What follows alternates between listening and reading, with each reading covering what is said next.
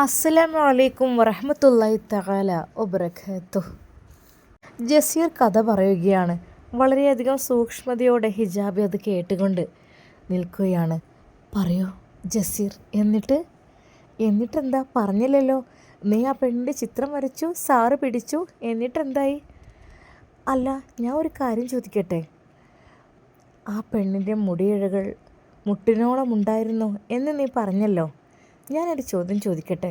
സാധാരണ രീതിയിൽ വീട്ടിൽ ജോലിക്ക് വരുന്നവരൊക്കെ നല്ല രീതിയിൽ തട്ടമൊക്കെ ആയിട്ടല്ലേ ജോലി ചെയ്യാറുള്ളത്? അതായത് ഇനിയിപ്പോൾ ജോലി ചെയ്യുന്നവരുടെ മകളാണെങ്കിലും കൂടിയിട്ട് തികഞ്ഞ അച്ചടക്കത്തോടു കൂടെയൊക്കെ അല്ലേ? പിന്നെ എങ്ങനെ മുട്ടിനോളം മുടിയുള്ള ആ ഒരു മനോഹരമായ മുടി നീ കണ്ടു? നീ അതെങ്ങനെ വരച്ചു? നീ പറഞ്ഞല്ലോ അതിമനോഹരമായ തൂങ്ങിക്കിടക്കുന്ന ആ ഒരു മുടി അവൾക്കുണ്ടായിരുന്നു എന്നൊക്കെ പറഞ്ഞ് ചിത്രം വരച്ചെന്നൊക്കെ പറഞ്ഞല്ലോ. അതല്ല, അത് പറ, അതെന്തായിരുന്നു? എന്നാൽ അത് കേട്ട ജസീർ ഒരു നിമിഷം മൗനം പാലിച്ചു. എന്താ ജസീർ, പറ. പിന്നെ ഞാൻ നിനക്ക് വേണ്ടേ? എന്താ, എന്നെ പറയടാ. ഞാൻ പറയാം ഹിജാബി. അതായത് നീ എന്നെ ഒരിക്കലും വെറുക്കരുത്. ഇല്ല, ഒരിക്കലുമില്ല. അതെ, എനിക്ക് പറയാനുള്ളത് എന്താണെന്ന് വെച്ചാൽ, മനോഹരമായ മുടിയുള്ള ആ പെൺകുട്ടിയുടെ പേര് മായ എന്നായിരുന്നു. ഒരു നിമിഷം ഹിജാബി ഞെട്ടിത്തെറിച്ചു. എന്ത്? ജസീർ എന്തേ പറയുന്നത്? മായയോ? അപ്പോൾ എന്താ അവർ ഹിന്ദുസാണോ? ഒരു നിമിഷം ജസീർ മൗനം പാലിച്ച് വീണ്ടും തുടർന്നു. അതെ, അവർ ഹിന്ദുസായിരുന്നു. അതൊരമ്മയും മകളുമായിരുന്നു. എന്നാൽ പിന്നീടവർ... ശരിക്കും ജസീറിൻ്റെ വാക്കുകൾ കേട്ട അവർ ഞെട്ടിത്തെറിച്ച്. ഹിജാബി പറയുന്നു, എനിക്കിത് ഉൾക്കൊള്ളാൻ കഴിയുന്നില്ല.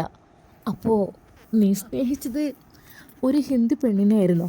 ശരിക്കും അതാ അവളുടെ മനസ്സിലെ പ്രതീക്ഷകളെല്ലാം ഇല്ലാതായി. കാരണം അവൾ വിചാരിച്ചു വേലക്കാരത്തിയെ സ്നേഹിച്ചിരുന്നു, ഒഴിവാക്കി വീട്ടിൽ നിന്ന് ഇറക്കി വിട്ടു എന്നൊക്കെ പറഞ്ഞത് അത് ഞാൻ കണ്ട ആയിഷയായിരിക്കുമെന്ന് കരുതി. എന്നാൽ അത് കേട്ടപ്പോൾ അവളുടെ എല്ലാ മൂഡും പോയി. സോറി, ഞാൻ ഈ സ്റ്റോറി കേൾക്കാൻ താല്പര്യപ്പെടുന്നില്ല ജസീർ. എനിക്ക് നിന്നോട് അങ്ങനെ ഒരു ഇഷ്ടമൊക്കെ തോന്നി, ശരി തന്നെയാണ്. പക്ഷേ ഇപ്പോൾ എനിക്ക് വേറെന്തൊക്കെയോ ഒരു മനസ്സായി മാറി. ഞാനിതിൽ നിന്ന് പിന്മാറുന്നു. എന്നാൽ അത് കേട്ട ജസീർ ഒരു നിമിഷം, ഹിജാബി പ്ലീസ്, നീ എന്തങ്ങനെ പറയുന്നത്? എന്നെ വിട്ടു പോവല്ലേ. എന്താ എൻ്റെ കഥ നിനക്ക് ഇഷ്ടപ്പെട്ടില്ലേ? എൻ്റെ നെഞ്ചിനുള്ളിൽ കനലായി എരിയുന്ന ആ ഒരു സ്റ്റോറി, അത് നിനക്ക് ഇഷ്ടപ്പെട്ടില്ലേ? എന്നാൽ അത് കേട്ടപ്പോൾ അവൾ പറഞ്ഞു, ഇല്ല ജസീർ, എനിക്കത് ഇഷ്ടപ്പെട്ടില്ല. പാതി വഴിയിൽ വെച്ച് ഞാൻ ആ സ്റ്റോറി ഉപേക്ഷിച്ചു. ഇനി എനിക്കത് കേൾക്കണ്ട. എന്ത് കേൾക്കാത്തത്? അത് മാത്രമേ എനിക്ക് പറയാനുള്ളൂ. എൻ്റെ നെഞ്ചിൻ്റെ ഉള്ളിൽ തേക്കനലായി എരിയുന്നത് ഇപ്പോഴും അതാണ്. നീ കേൾക്കണം ഹിജാബി, നീ കേട്ടേ മതിയാവും. വേണ്ട, എനിക്കിത് കേൾക്കണ്ട. ഒരു മായയുമായുള്ള പ്രണയം, മുട്ടിന് താഴെയുള്ള മുടി, അതൊക്കെയാണ് പറയാനുള്ളത്. എനിക്ക് താല്പര്യമില്ല ഒട്ടും. എനിക്ക് കുറച്ചൊക്കെ ഇസ്ലാമിക്സ് ആയിട്ടുള്ളതാണെങ്കിൽ ഓക്കെ, അങ്ങനെയാണെങ്കിൽ ഞാൻ കേട്ടോളാം. അല്ലാതെ ഇപ്പോൾ ഇതെന്താ? എൻ്റെ പ്രിയപ്പെട്ട ഹിജാബി, നിനക്ക് താല്പര്യമില്ലെങ്കിൽ ഞാനത് പറയുന്നില്ല. കാരണം എൻ്റെ ഇടനെഞ്ചിലൊരു തീക്കനലായി എരിയുന്ന ആ ഒരു സത്യം അതിപ്പോഴും അത് തന്നെയാണ്. എന്നാൽ ആ നിമിഷം തന്നെ അത് ജസീറിനോട് അവൾ പറഞ്ഞു, അതെ, എനിക്ക് ഈ ഡയമണ്ട് നെക്ലേസ് ഒന്നും വേണ്ട. ഞാൻ വെറുതെ ഒരു അന്യപുരുഷൻ്റെ സ്വീകരിക്കാൻ പാടില്ലല്ലോ. ഹിജാബി, നീ എന്ത് പറയുന്നത്? നിനക്ക് വേണ്ടി ഞാൻ ഡയമണ്ട് നെക്ലേസും ബാംഗ്ലൂർ റിങ്ങൊക്കെ കൊടുത്തയച്ചത്. നീ എന്താ അത് വേണ്ടെന്ന് വെക്കുന്നത്? അപ്പോൾ എന്നോടുള്ള ഇഷ്ടവും സ്നേഹമൊക്കെ കുറഞ്ഞു പോയോ? ശരിക്കും അവൻ വളരെയധികം സങ്കടത്തോടു കൂടിയാണ് അത് ചോദിക്കുന്നത്. എന്നാൽ ഒരു നിമിഷം ഹിജാബിയുടെ മനസ്സങ്ങ് മാറിയിരുന്നു. അവളുടെ ഹൃദയം വല്ലാതെ അങ്ങ് വെമ്പിപ്പോയിരുന്നു. പഠിച്ചവനെ, എന്തായിരിക്കും? എന്തപ്പോൾ? സോറി ജസീർ, നീയുമായുള്ള ബന്ധത്തിന് എനിക്ക്... എന്താ ഹിജാബി പറയുന്നത്? അപ്പോൾ ഇത്രക്കും ഏറ്റവും കുറഞ്ഞ ബന്ധത്തിനാണോ നമ്മൾ തമ്മിൽ അടുത്തത്? ഹിജാബി, നീ എന്നെ വിട്ടു പോവുകയാണോ? നീ പോയി കഴിഞ്ഞാൽ ഞാനൊരു പക്ഷേ വീണ്ടും പഴയ രീതിയിലേക്ക് ആയി മാറും. നീ എൻ്റെ കൂടെ ഉണ്ടെങ്കിൽ ഞാൻ പഠിച്ചവനെ പേടിക്കും. അതുമാത്രമല്ല, എനിക്ക് നിൻ്റെ കൂടെയുള്ള ജീവിതം അത് ഞാൻ ഓർത്തോർത്ത് ഞാൻ നേർവഴിയിലായി കഴിഞ്ഞു. ഇനിയും എന്നെ ചീത്ത വഴിയിലേക്ക് നയിച്ചു കഴിഞ്ഞാൽ അതിനുത്തരവാദി നീയായിരിക്കും ഹിജാബി, നീ മാത്രം. അവനതാ പൊട്ടിക്കരയുന്നു. എന്നാൽ അവൾ ഒരു നിമിഷം, ജസീർ, നീ അത് പറഞ്ഞപ്പോൾ എനിക്ക് വല്ലാത്തൊരു വിഷമം തോന്നി. അതാണ് ശരിക്കും ആ ഒരു കാര്യം.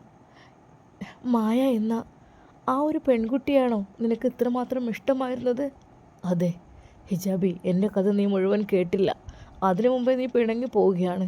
ഞാൻ പറയട്ടെ? പറഞ്ഞോ. അങ്ങനെയതാ അവൻ വീണ്ടും കഥ പറയാൻ തുടങ്ങി. മായ, അതെ, ഞങ്ങളുടെ വീട്ടിലെ ജോലിക്കാരിയായിരുന്നു. ജോലിക്കാരിയുടെ മകളാണ് മായ.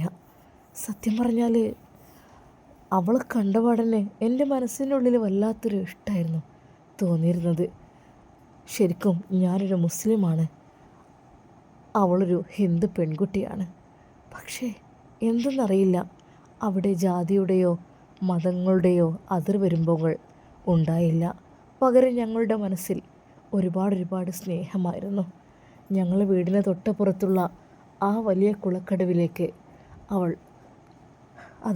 അവളുടെ അമ്മയുടെ കൂടെ അലക്കുവാനും കുളിക്കുവാനും വരും. എന്നാൽ എനിക്കതൊരു പതിവ് കാഴ്ചയായിരുന്നു. സത്യം പറഞ്ഞാൽ അവളെ കണ്ട നിമിഷം അവളെ ഒരു ശരീരം അല്ലെങ്കിൽ അവളുടെ മുഖം, ആ കണ്ണുകൾ, അതെല്ലാം എൻ്റെ മനസ്സിൽ വല്ലാതെ അങ്ങ് പതിഞ്ഞു കഴിഞ്ഞു. എനിക്ക് തോന്നി, അതെ, ഈ ലോകത്ത് എനിക്ക് വേണ്ടി സൃഷ്ടിച്ചതാണ് ഇവളെയെല്ലാം എന്ന്. ആദ്യമൊക്കെ അവൾക്ക് ഞാൻ വരുന്നതും ഞാൻ കാണുന്നതും നാണമായിരുന്നു. വളരെയധികം നല്ല രീതിയിലായിരുന്നു അവൾ കഴിഞ്ഞിരുന്നത്. പക്ഷെ അതിനിടയിൽ എന്നെ കാണുമ്പോൾ അവൾക്ക് നാണം കൊണ്ട് അവൾ അവിടെ നിന്ന് മാറും.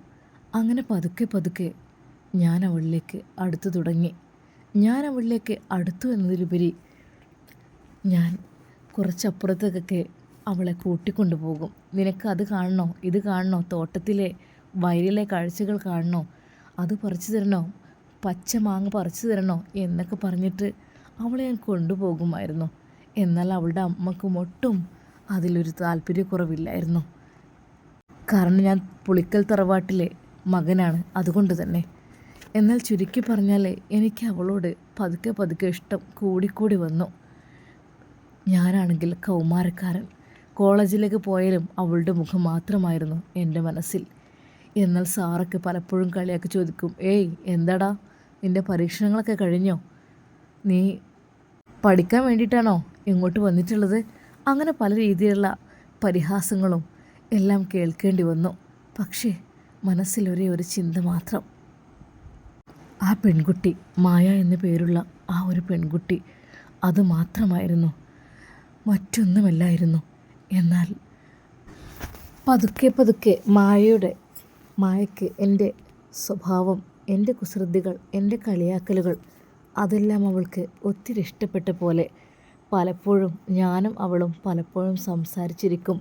പാടവരമ്പത്തൂടെ നടക്കും. അതെ, ആ ഒരു തറവാടിൻ്റെ കുളത്തിൽ അവൾ അലക്കുന്നേരം ഞാനവിടെ പോയി കിന്നാരം പറഞ്ഞിരിക്കും.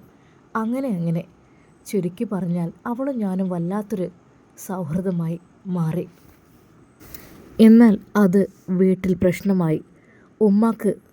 ഉമ്മ അതറിഞ്ഞു. മറ്റേത് വേലക്കാരികൾ പറഞ്ഞതാണെന്ന് തോന്നുന്നു.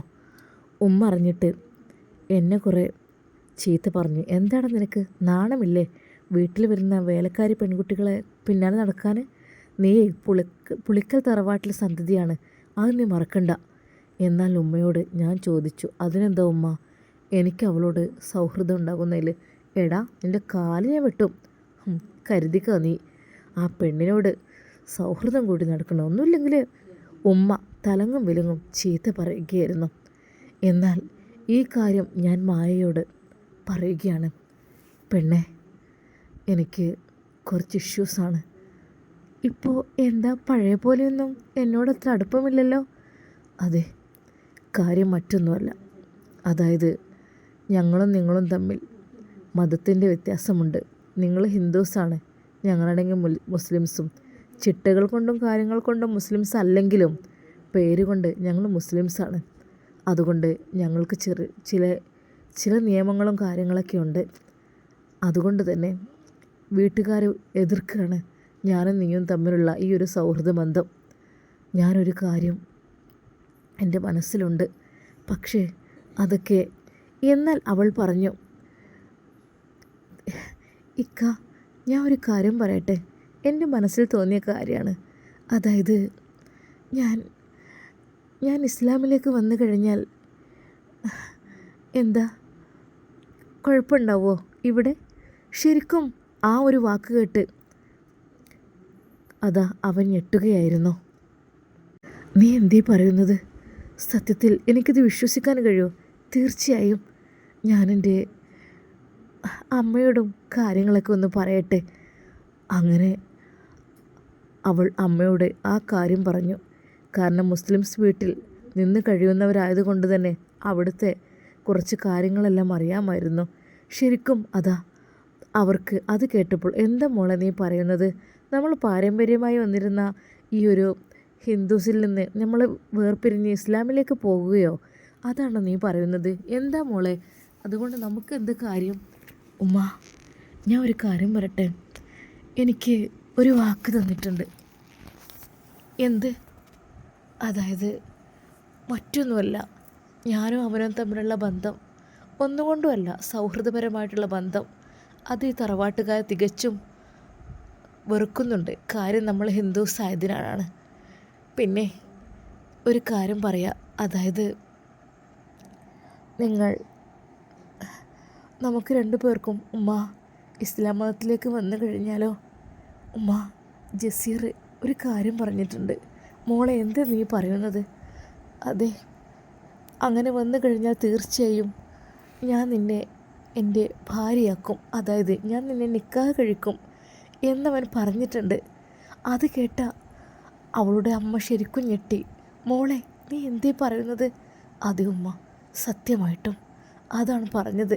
നമ്മൾ 2 പേരും ഇസ്ലാം മതം സ്വീകരിച്ച് ഇവിടെ നിന്നാൽ നമുക്ക് തന്നെയായിരിക്കും അതിൻ്റെ കാര്യം. അല്ല ഞാൻ ഒരുപാട് കഷ്ടപ്പാടായിരിക്കും ഉമ്മ. ശരിക്കും മകളുടെ വാക്കുകൾ കേട്ടപ്പോൾ ആ മാതാവ് ഒരു നിമിഷം ശങ്കിച്ചു നിന്നു. എന്താ മോളെ നീ പറയുന്നത്? നമുക്ക് എന്തൊക്കെ തന്നെയായാലും ഉമ്മ, നമ്മളിവിടെയല്ലേ കഴിയുന്നത്. ഇവിടുത്തെ എന്തെങ്കിലും കിട്ടിയിട്ടല്ലേ നമ്മൾ കഴിയുക, അല്ലെങ്കിൽ നമ്മൾ തെരുവിലിറങ്ങേണ്ടി വരില്ലേ? എനിക്ക് സമ്മതമാണ്, എനിക്ക് ഒത്തിരി ഇഷ്ടമാണ് ഇസ്ലാം മതത്തിലേക്ക് വരാൻ വേണ്ടിയിട്ട്.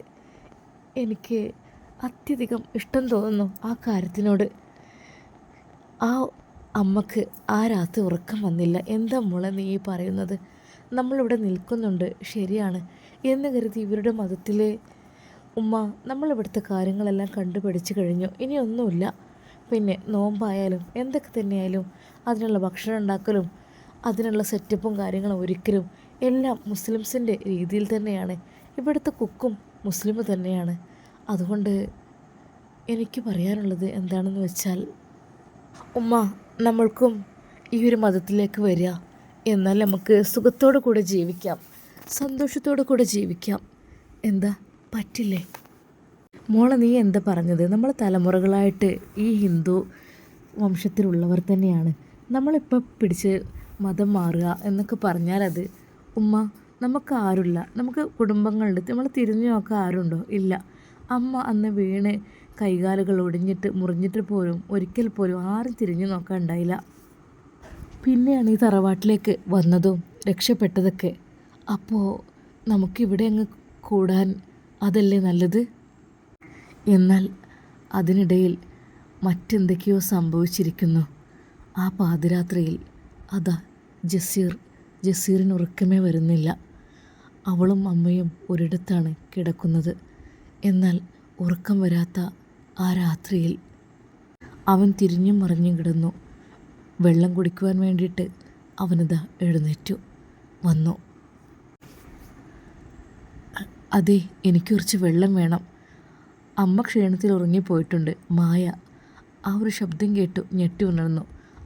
എന്താണ്? അതായത് എനിക്ക് കുറച്ച് വെള്ളം വേണം.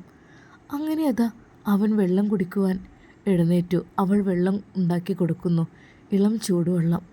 അത് കുടിച്ചു. അല്പസമയം സംസാരിച്ചു. പിന്നീട് പോയി കിടന്നു. അങ്ങനെ ദിവസങ്ങൾ.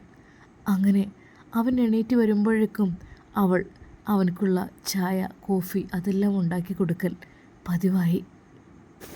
പിന്നീട് ഓരോ ദിവസവും അതാ അവൾ എനിക്ക് അറിയാതെ എപ്പോഴേക്കോ പ്രിയപ്പെട്ടവളായി മാറുകയാണ്. അങ്ങനെ ഇരിക്കെ അത് സംഭവിച്ചു. ഒരു ദിവസം അറിയാതെയാണോ എന്ന് വെച്ചാൽ അറിയാതെയല്ല, എന്നാൽ അറിഞ്ഞുകൊണ്ടാണോ എന്ന് വെച്ചാൽ അങ്ങനെയുമല്ല. അതിൻ്റെ ഇടയിൽ സത്യം പറഞ്ഞാൽ മായക്കും അത് സമ്മതമായിരുന്നോ, അത് ജസീറിന് മാത്രമായിരുന്നോ എന്നുള്ള രീതിയിൽ അവരുടെ മനസ്സ് ആയി മാറി. രണ്ടുപേരുടെയും മനസ്സ് ഒന്നായി തീർന്നു. രണ്ടുപേരുടെയും ശരീരവും ഒന്നായി തീരുവാൻ അവർ അത്യധികം കൊതിക്കുന്നുണ്ടായിരുന്നു. ശരിക്കും അതാ ജസീറിൻ്റെ വാക്കുകൾ കേട്ട് ഹിജാബിന് നിശബ്ദമായി. അതെ, ഞാനറിയാത്ത ഒരുപാട് കഥകൾ ചുരുളഴിയുന്നുണ്ടല്ലോ. ഇങ്ങനെയല്ലായിരുന്നല്ലോ ഞാൻ കേട്ടത്. തികച്ചും ഈ കഥ ഇങ്ങനെയല്ലായിരുന്നല്ലോ. പക്ഷേ ഇവൻ സത്യമാണോ പറയുന്നത് എനിക്കറിയുന്നില്ല. ഇൻഷാ അല്ലാഹ് എന്തൊക്കെയായിരിക്കും നമ്മുടെ ജസീർ ഇനി ഹിജാബിനോട് പറയുന്നത്. അതെ, അവൾ ശരിക്കും ഞെട്ടിത്തെറിച്ച് നിൽക്കുകയാണ്. നമുക്കിതിൻ്റെ ബാക്കി ഭാഗം നാളെ കാണാം. അതുവരേക്കും എല്ലാവർക്കും അസ്സലാമു അലൈക്കും വറഹ്മത്തുള്ളാഹി തആല വബറകാതുഹു.